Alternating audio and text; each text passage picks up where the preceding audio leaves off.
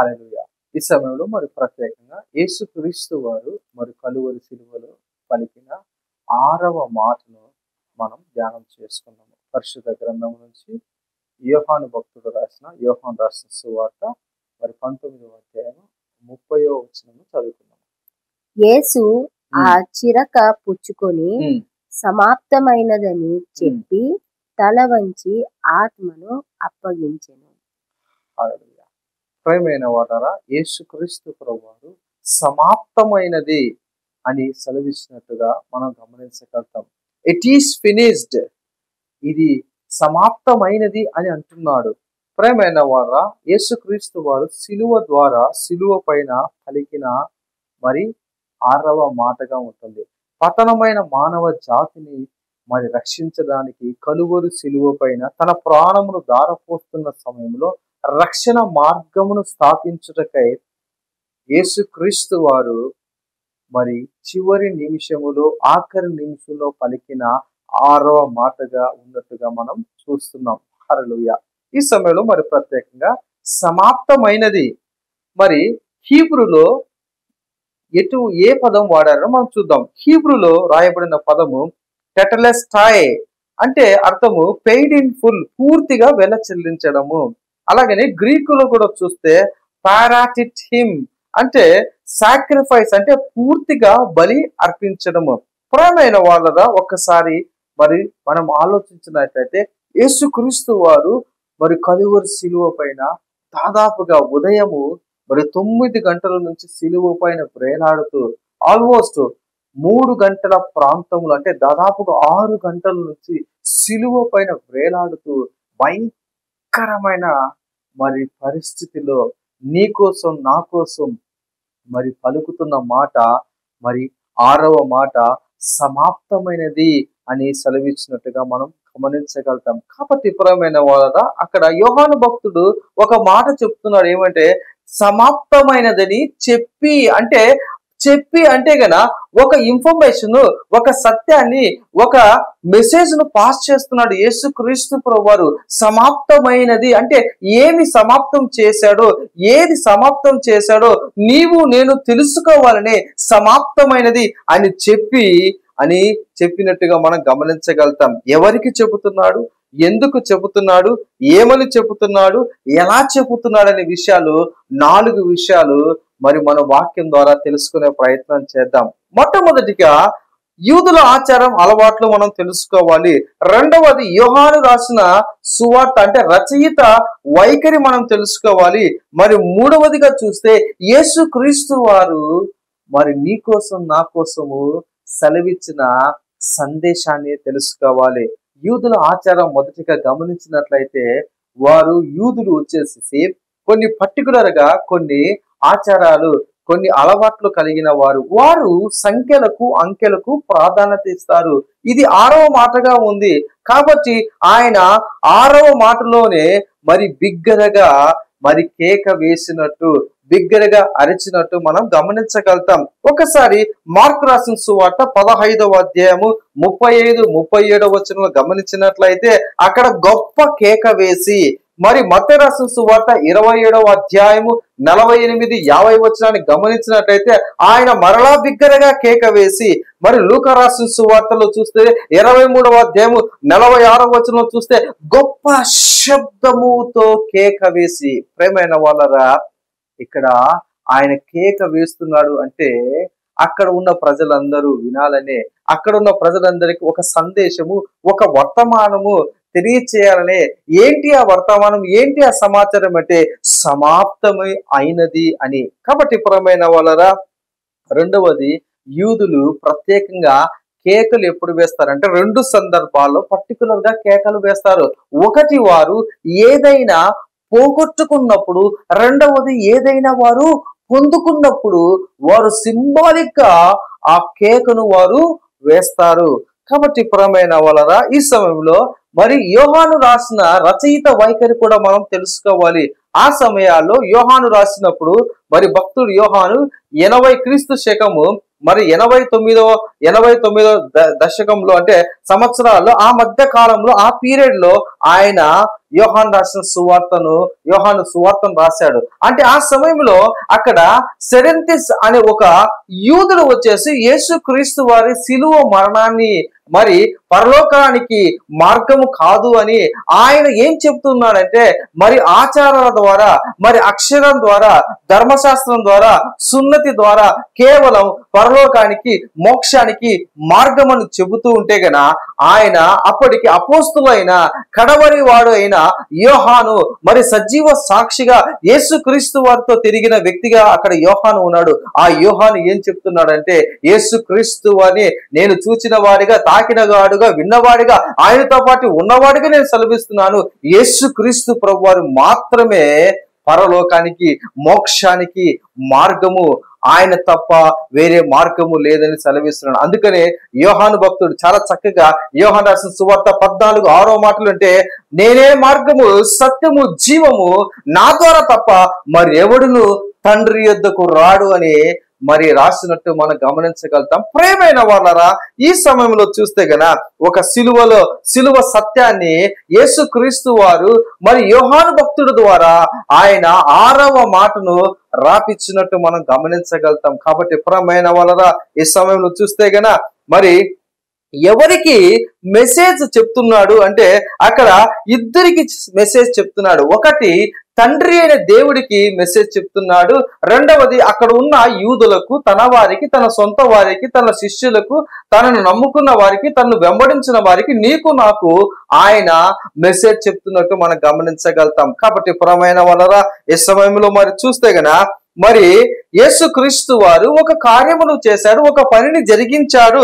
ఆయన ఒక రక్షణ మార్గాన్ని ఆయన తెలిసినట్టుగా ఆయన మరి రక్షణ మార్గాన్ని he established a new way, ఆయన పరలోకానికి మార్గానికి మరి తెరిచినట్టుగా, నేనే మార్గం అన్నట్టుగా ఆయన అక్కడ ఆ సందేశాన్ని సెలవిచ్చినట్టుగా మనం గమనించగలుగుతాం. ప్రియమైన వాళ్ళరా, సమాప్తమైనది అంటే హీబ్రూలో అంటే నెరవేర్చుట, తీర్చుట, చెల్లించుట అనే పదాలు అర్థాలు ఉన్నట్టుగా మనం గమనించగలుగుతాం. అదే రీతిగా చూస్తే మరి సమాప్తమైనది గ్రీకులో చూస్తే గన రిక్తుడుగా చేసుకుని తన్ను తాను అప్పగించుకొనుట, తన్ను తాను సమర్పించుకొనుట అని మరి చూసినట్టు మనం గమనించగలుగుతాం.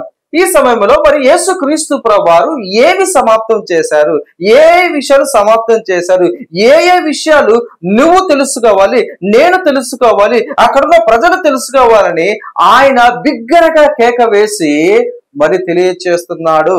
కాబట్టి ప్రియమైన వాళ్ళరా, ఒకవైపు తండ్రికి చెప్తున్నాడు, మరొక వైపు అక్కడున్న తన వారికి చెప్తున్నాడు. మొదటిగా చూస్తాం, మొట్టమొదటిగా ఆయన లేఖనములను నెరవేర్చినట్టుగా, మరి లేఖనాలను సమాప్తి చేసినట్టుగా, అంటే ఆయన గురించి చెప్పబడిన లేఖనాలు సంపూర్తి చేసినట్టుగా మరి ఆయన సెలవిచ్చినట్టు మనం గమనించగలుగుతాం. కాబట్టి ప్రియమైన వాళ్ళరా, పాత నిబంధన గ్రంథంలో ఆయన గురించి, యేసుక్రీస్తు వారి గురించి దాదాపుగా 116 మరి ప్రవచనాలు, లేఖన భాగాలు ఉన్నట్టుగా మనం గమనించగలుగుతాం.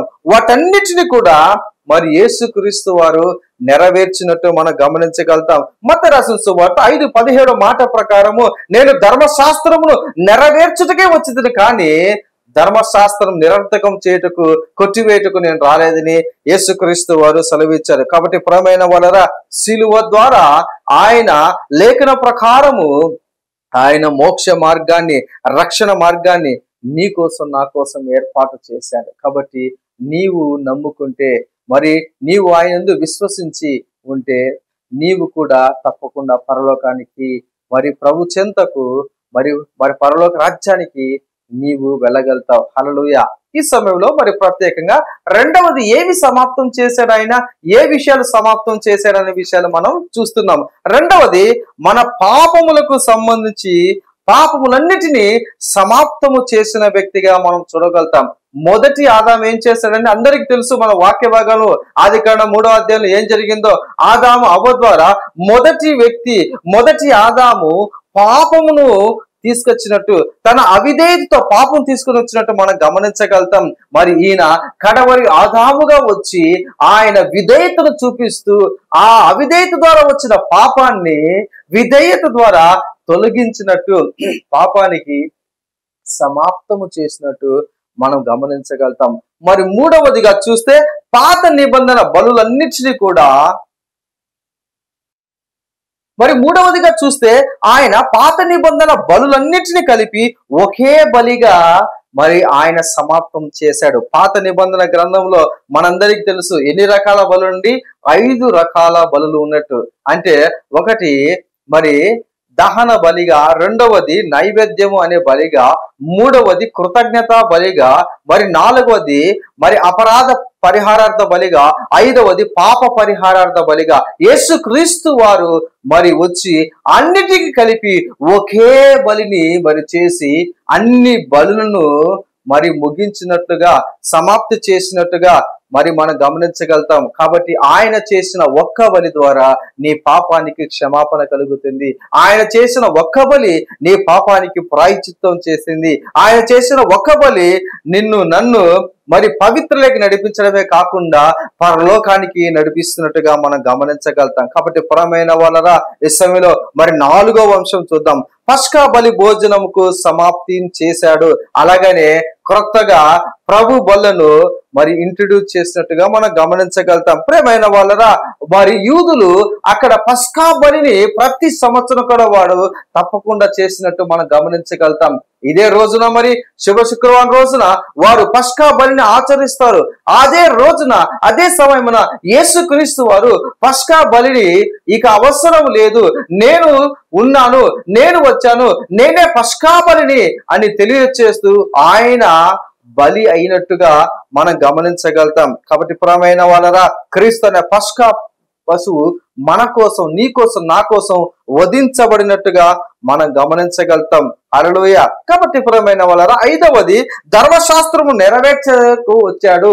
ఆయన ధర్మశాస్త్రం కొట్టివేసేదానికి రాదు, ఆయన ధర్మశాస్త్రం నెరవేర్చుటకే ఆయన వచ్చినట్టు గమనించగలుగుతాం. ధర్మశాస్త్రము మరి పాపముకు బలం ఇచ్చేదిగా ఉన్నట్టుగా మనం, అంటే అందరూ తప్పిపోయారు, విధిని గూర్చిన మరి త్రోవలో అందరూ తప్పిపోయారు. యేసుక్రీస్తు వారు వచ్చి మరి రోములకు రాసిన పత్రిక 10:4 ప్రకారము ఆయన ధర్మశాస్త్రమును నెరవేర్చి విధి రూపకమైన ఆజ్ఞలను, మరి పాపానికి హేతువైన ఆజ్ఞలను, పాపానికి బలమిచ్చే ధర్మశాస్త్రమును ఆయన నెరవేర్చి ధర్మశాస్త్రము కంటే మించినది ఆయన క్రొత్త ఆజ్ఞ నీకు నాకు ఇచ్చాడు, నిన్ను వలె నీ పొరుగు వారిని ప్రేమించమని. హల్లెలూయా. ప్రియమైన వాళ్ళరా, 6వదికు చూస్తే మన పాపములకు వెల చెల్లించాడు, మన పాపములకు సంబంధించిన వెల సమాప్తం చేశాడు.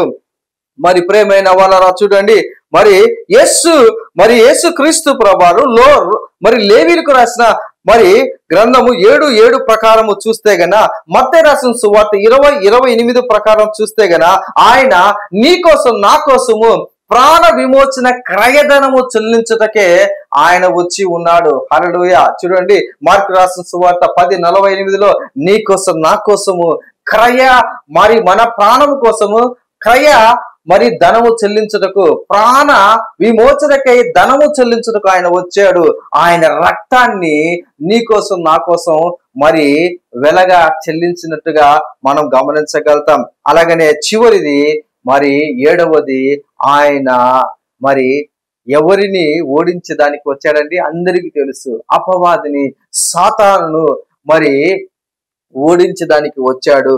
అంటే ఏదైతే సాతాను, అపవాది చెప్పబడుతున్నవాడు మరి ఆదామును హవ్వను వారి శరీరాన్ని బేస్ చేసుకొని మరి ఏ విధంగా అయితే గన మరణాన్ని తీసుకొని వచ్చాడో, ఏ విధంగా అయితే నరకానికి నడిపించాలనుకున్నాడో, మరి యేసుక్రీస్తు ప్రభువారు కూడా వచ్చి అదే శరీరము ద్వారా, ఆయన శరీరము ద్వారా ఆయన పాపము లేనివాడుగా ఉండి, ఆయన పాపము చేయకుండా ఆయన పాపమును మోసి ఆ శరీరము ద్వారానే యేసుక్రీస్తు వారు పాపానికి శిక్ష చెల్లించి ఆ శరీరము ద్వారానే మరి పాపానికి సంబంధించిన మరణానికి సంబంధించిన మరి నరకాన్ని, ఇవన్నీ కూడా కొట్టివేసినట్టు, సమాప్తం చేసినట్టు మనం గమనించగలుగుతాం. కాబట్టి ప్రియమైన వాళ్ళరా, ఈ సమయంలో మరి సిలువలోని ఒక ముఖ్యమైన సత్యం ఏంటంటే, మరి యేసుక్రీస్తు వారి ద్వారా మరి యోహాను భక్తుడు రాస్తున్నాడు ఏంటంటే, ఆయన మరి సహవాస సంబంధాలను కొలిపాడు. హల్లెలూయా. కాబట్టి తండ్రి పనిని సమాప్తం చేశాడు. Machine completed. ఆయన గెలిచి ఉన్నాడు, ఆయన సాధించి ఉన్నాడు.